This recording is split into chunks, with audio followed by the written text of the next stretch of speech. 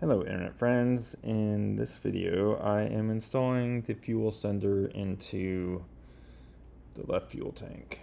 Oh, and does that look like a G3X on the count or on the table? That's because it's not. It is actually a simulator. I've had these for like a year, and I've been meaning to set up a simulator because I wanted to get familiar with the G3X and the Garmin 650, and they've been in the box for a year. And since one of my buddies wants to go flying in his RV-14, then I figured I should get familiar with the instrumentation. So, yeah, except for anyone that is also building RV-14 that wants to sim, you should know that the RV-14 actually uses a Garmin 750 in the simulator. So I either need to buy that or fly a different simulator plane. I'll decide which. So that was fun to figure out, and I emailed support and they said nope, it only works on the 750. So okay, back to fuel level senders. So Vans has you take this wire and bend it to specific dimensions, but the gist of it is it needs to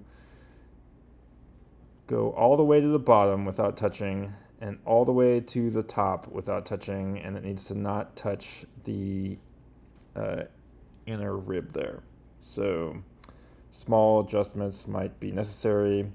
I don't know how I lived without this tabletop vise that I found, which I don't know if the video caught, but yeah, tabletop vise. Just look up tabletop vise on Amazon.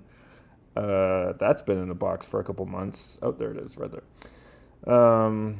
Yeah, just buy this. This is awesome. If you need a vise but don't have anywhere to mount it, this one just clamps on. So definitely another tool on the list that I wish I could have gone back 5 years and bought this 5 years ago. Although I think I did have a vise in the beginning, but it's now out at the hanger on the tables. So there we go. But this is exciting. This is the second fuel tank is almost done, and it only took, I'm going to say 2 months. It feels like it's been more than a month that I started this fuel tank. Mixed up way too much Pro Seal. I got a glob of it, and then I was like, am I going to need more? I might need more, and then I did not need more. So I should have trusted my first instinct. I'm sure that's like $20 worth of Pro Seal.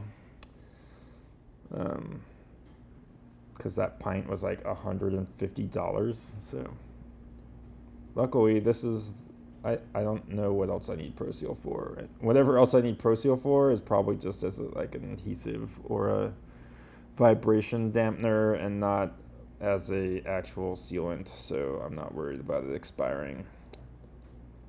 So glad to be done with Pro Seal, and well, almost done, and be able to move on to other things and not have to worry about the timing of things.